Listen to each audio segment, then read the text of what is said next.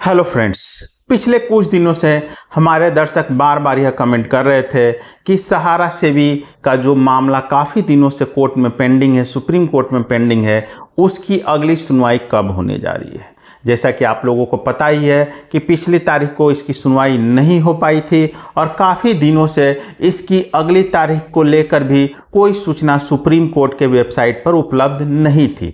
ऐसे में बहुत सारे हमारे दर्शक बार बार यह सवाल पूछ रहे थे कि सहारा सेबी का जो मामला था आखिर अब उसकी सुनवाई कब होने जा रही है। जी हाँ दोस्तों, आज सुबह ही सुप्रीम कोर्ट के वेबसाइट पर एक नया अपडेट आ चुका है। सहारा सेबी मुख्य केस का जो अगली तारीख है वो तारीख दी गई है 30 अप्रैल। जी हाँ जो दोस्तों, 30 अप्रैल को 3 जजों की कमेटी इस केस की सुनवाई करने जा रही है। जैसा कि आप लोगों को पता ही है कि इस कमेटी में chief justice of India justice Sanjiv Khanna, justice M Sundaresh और जस्टिस बेला एम त्रिवेदी हैं।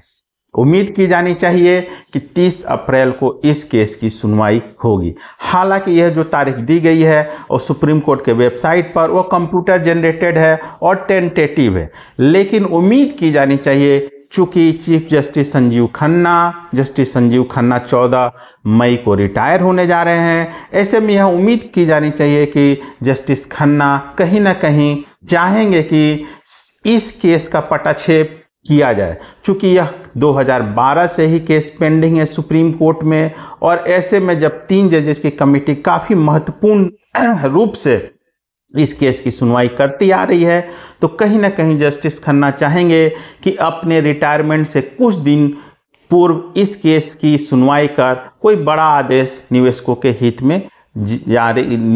हित में कर सकते हैं। तो उम्मीद की जानी चाहिए कि इस बार 30 तारीख को इस केस की सुनवाई होगी और निवेशकों के हित में कोई बड़ा फैसला आएगा। धन्यवाद दोस्तों।